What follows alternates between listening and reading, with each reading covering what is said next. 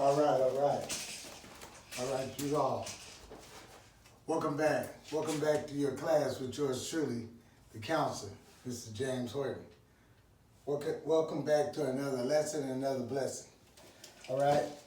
I'd like to invite you all to check out my site, Domestic Violence with the Counselor on YouTube. Domestic Violence with the Counselor, Mr. James Horton, Horton, Mr. James Horton. All right, so this evening's topic is going to be a topic called, what is your kryptonite, right? I thought I would make it interesting and tap you into something that you grew up on, the old Superman story, and the different things that was a part of that particular story, which is called the Kryptonite. You know, the area that I would like to touch on.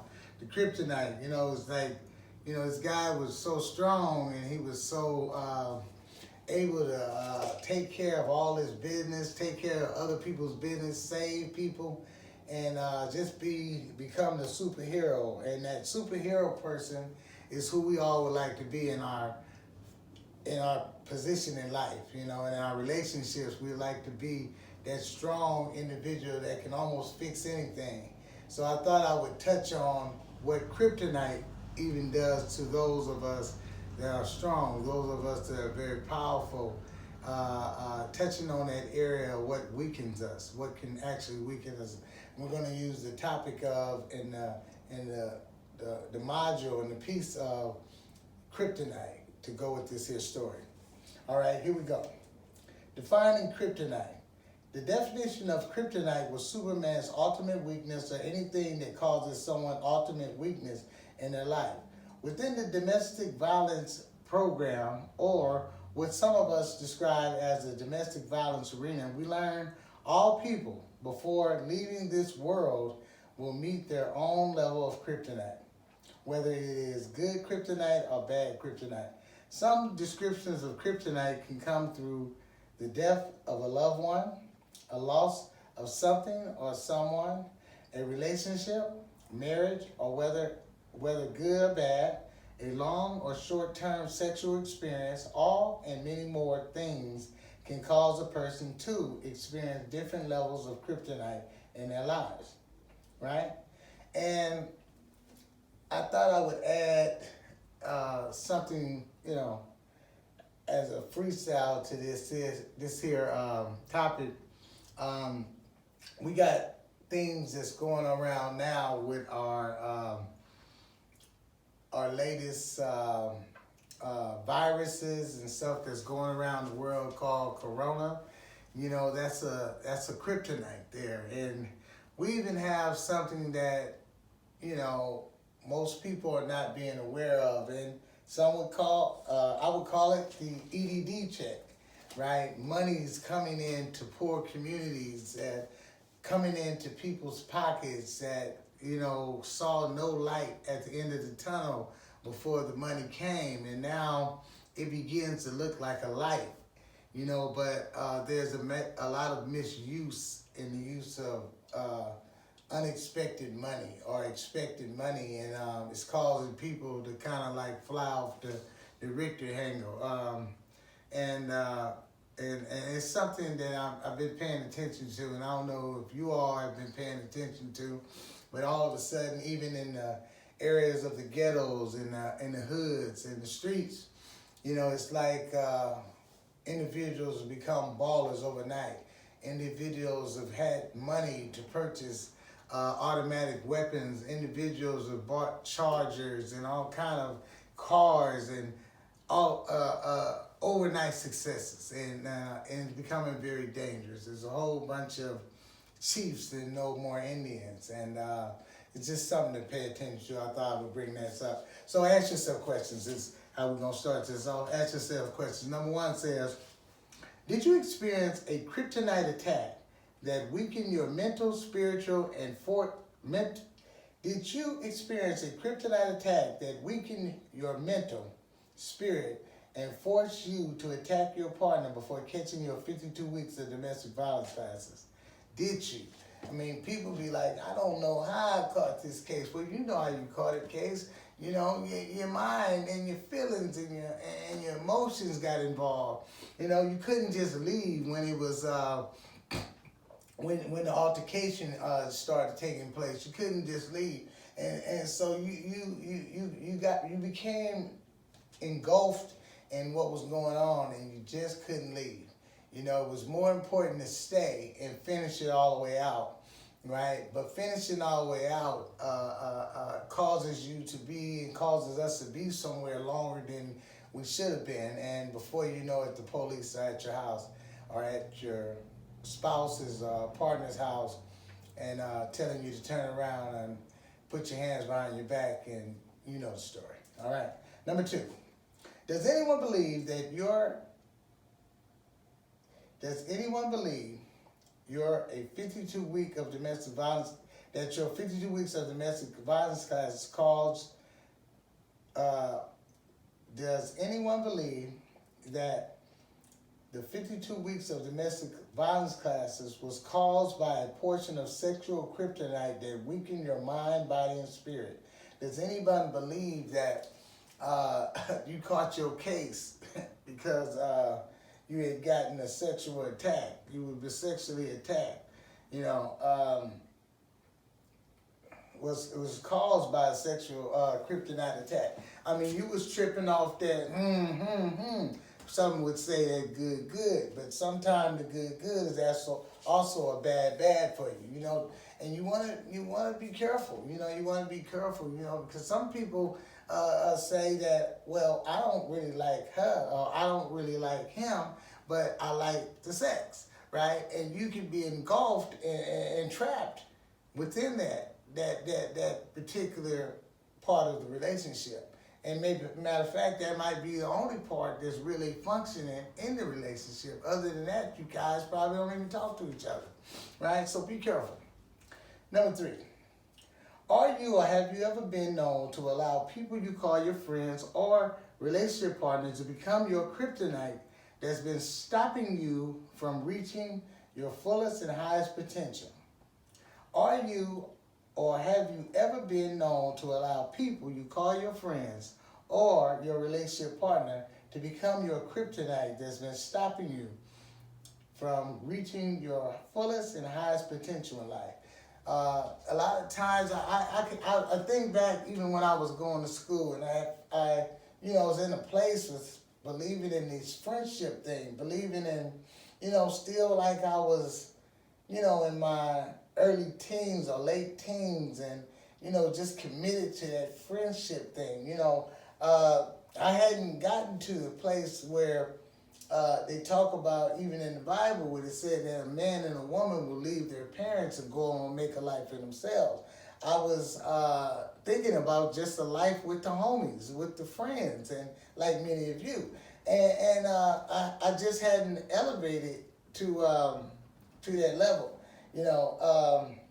And so it was about the friends. And so a lot of times, if friends can kind of hold you back, I remember once I really woken up and was on my journey to get an education, on my journey to go back to school, I had to break all that off. I couldn't stop on the block. I couldn't stop on the corner.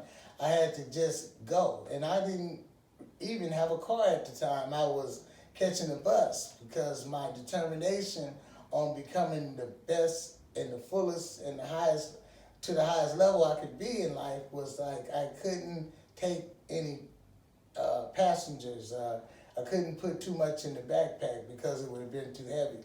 So I had to make some breaks and stuff like that, because I know sometimes and a lot of times the friendship stuff can hold you back, can have you talking too long and find yourself late for school or late for a project you need to complete. So that's my story. All right, number 4. Are you and do you find yourself more attracted to the sick and unhealthy kryptonite abusive relationships compared to the healthy, non-abusive relationships? Are you and do you find yourself more attracted to the sick and unhealthy kryptonite abusive relationships compared to the healthy, non-abusive relationships? Some of us say, no, I don't want no sick, unhealthy relationship. No, I don't want no guy, you women would say, uh, that's sick and got problems and all that. And the guys say, I don't want no chick, no girl, no bra, no, right? I don't even want no hooker, none of that, no freak. And I don't want none, that's what you say. But I tell the clients, you're lying. Stop lying, because, you know, they say judge a tree by the fruit it bears, not the fruit it wants. Because you say what you don't want, but you're bearing all this fruit. You're picking up all this dead fruit, all this nasty fruit. I mean, stuff coming all out the sides, right? And it's going to show that you must like this, you know, because people don't usually go after stuff that they don't like. People don't usually stay with stuff that they don't like. Stay with folk they don't like. Because, you know, if you look at people when they with folk, right, and they keep on being with folk, and every time they choose a new partner, a new folk, it's the same kind of folk, it make you wonder, make you go, right? All right, number 5. Is your 52 abusive Kryptonite strike relationships telling you that you need to catch 52 weeks more domestic violence classes before you know that the relationship is over? Is your 52-week abusive Kryptonite strike relationships telling you that you need to catch 52 weeks more of domestic violence classes before you know that your relationship is over? Some of us gotta stay in there until we get arrested. Some of us gotta lose 2 or 3 more cars, right? Some of us gotta lose our spot we stand in, right? We got to lose everything to say this person ain't cool. We gotta lose everything before we find out we ain't cool in this relationship, right? We just got to go all the way out, man. Pay all that money that it costs for a whole year of classes. Now, the thing about the classes is they talking about making 2 years of classes, which is 2 times 52, right? That's like 104 classes. 104 classes, man. So, man, what is it gonna take, man, for you to wake up, for y'all to wake up to find out this ain't cool? You know, love don't look like that. Love don't come, right? Real love don't come with a whole bunch of punches upside your head, right? It don't come like that, man. That ain't love. Love don't hurt. I mean, read Corinthians, you know, 13th chapter, man. You know, they talk about love, and they talk about the descriptions that's outside of that is not love. So you call me and tell me what love is, okay? Because obviously I don't know. All right. Number 6. If you were to look at Kryptonite on a positive level, who would you say is worthy of you becoming kryptonitized? Your spouse, lover, friend, significant other, children, parents, who? I mean, like, you know, it's okay to get weak and broke down and get all mushy and stuff. It's okay to do that, man, but who you willing to do it for? I mean, them kids do need some love, some kisses on the forehead, you know, on the side of the head. And, I mean, whatever, you know, a nice little hug. Everybody need a hug, right? And it's okay for Paw and them and Dad and them and Mom and them, you know, to get kind of mushy or whatever with the kids, man. You know, it's okay for that. But, you know, I'm pointing out some other stuff too. So just pay attention to it. All right? Number 7. Last question. Is your kryptonite a drug or a substance that has you believing that if you put the drug, substance, syrup, alcohol, weed, heroin, ecstasy, speed in your body, that you can become faster than a speeding bullet and more powerful than a locomotive and be able to leap tall, tall, tall buildings in a single bound? Is that the kryptonite that you're looking for? Because addiction is something else, man. You know, they say in the rooms of Narcotics Anonymous and even Alcoholics Anonymous, you know, they say, you know, if you don't pick it up, you can't get high, right? If you don't touch it, man, and put it in your system, man, it will be impossible to get high. But you know, some of us, you know, we are addicted to kryptonite. You know, we are. So I just wanted to give you a little taste, some more of my God given love, and I want you to stay tuned and stay abreast with what I'm doing and stay connected to me and allow me to keep on feeding this process so we can both get better. Thank you for attending my group.